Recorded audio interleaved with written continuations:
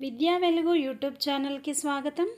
ఈరోజు వీడియోలో 6వ తరగతి పాఠ్య భాగాలైనటువంటి ఉడత సాయం, చెరువు, చీమల బారు పాఠ్యాంశాల ప్రాథమిక సమాచారాన్ని చూద్దాం.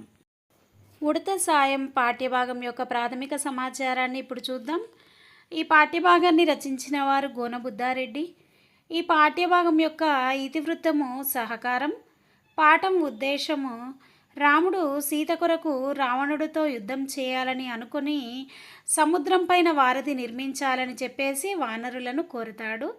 వారి సహకారంతో నలుడు వారధిని నిర్మిస్తున్నప్పుడు ఒక ఉడత ఎలా సాయం చేసిందో ఈ పాఠ్యభాగంలో చదువుకుంటాం. ఇక ఈ పాఠ్యభాగం ద్వారా విద్యార్థులకు ద్విపద పరిచయం, అలాగే ప్రాచీన సాహిత్యం పట్ల అభిరుచి, అలాగే ఇతరులకు వారి యొక్క శక్తి మేరకు ఎలా సహాయపడాలో కూడా నేర్చుకోవడం తెలుస్తుంది. ఇక ద్విపద ప్రక్రియ. ఈ ద్విపద ప్రక్రియ అంటే ఇందులో 2 పాదాలు ఉంటాయి, పాడుకోవడానికి వీలుగా ఉంటుంది. ఈ పాఠ్యభాగము రంగనాథ రామాయణం యుద్ధకాండలోనిది. ఇక ఇప్పుడు కవి పరిచయాన్ని చూద్దాం. గోనబుద్ధారెడ్డి గారి కాలము 13వ శతాబ్దము.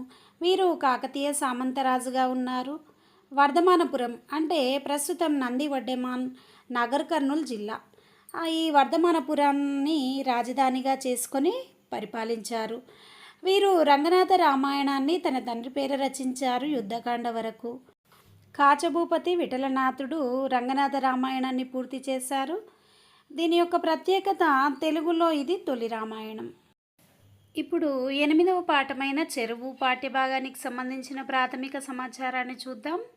ఈ పాఠ్యభాగ వివరాల్లోకి వెళ్తే ఇతివృత్తం వచ్చేసి సంస్కృతి లేదా పర్యావరణం. ఇక ప్రక్రియ, ఇది స్వగతం అనే ప్రక్రియకు చెందినది. స్వగతం అంటే తమ విషయాలను తమలో తాము అనుకోవడం, ఎదుటి వారికి తెలిసేటట్లుగా చెప్పడం స్వగతం. ఈ స్వగతం ప్రక్రియ అనేది ఉత్తమ పురుష కథనంలో కొనసాగుతుంది. పాఠం ఉద్దేశము: తెలంగాణలోని ప్రతి ఊరిలో ఉన్నటువంటి చెరువులు మన సంస్కృతికి నిలయాలు. వాటిని రక్షిస్తే అవి మనల్ని రక్షిస్తాయని తెలపడం, అలాగే తెలుగు భాష సౌందర్యాన్ని తెలిపేటటువంటి జాతీయాలు, సామెతల గురించి తెలియజేయడం ఈ పాఠ్యభాగంలో ఉంటుంది. 9వ పాఠ్యభాగం చీమల బారు. ఈ పాఠ్యభాగాన్ని రచించినటువంటి వారు పొట్లపల్లి రామారావు గారు. ఈ పాఠ్యభాగ వివరాల్లోకి వెళ్తే ఇతివృత్తం వచ్చేసి వ్యక్తిత్వ వికాసం. ఇక దీని ప్రక్రియ వచన కవిత లేదా గేయ కవిత. చీమల బారు అనే పాఠ్యభాగము ఆత్మవేదన అనే కవితా సంపుటిలోనిది.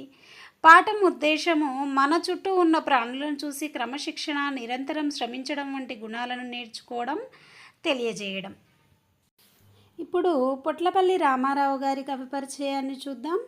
వీరు 1917వ సంవత్సరంలో వరంగల్ అర్బన్ జిల్లా ధర్మసాగర్ మండలం తాటికాయల గ్రామంలో జన్మించారు. వీరి యొక్క శైలి వాడుక భాషలో సరళమైన శబ్దాలతో సుందరంగా ఉంటుంది. వీరి రచనలు చూసినట్లయితే కవితా సంపుటాలు వచ్చేసి ఆత్మవేదన, మెరుపులు, చుక్కలు, ఖండికలు, మహత్కాంక్ష, జీవితం, కథల సంపుటి జైలు, పగ మొదలైనవి. ఇక వీరు 2001లో మరణించడం జరిగింది. తర్వాతి వీడియోలో మళ్ళీ కలుద్దాం. ధన్యవాదములు.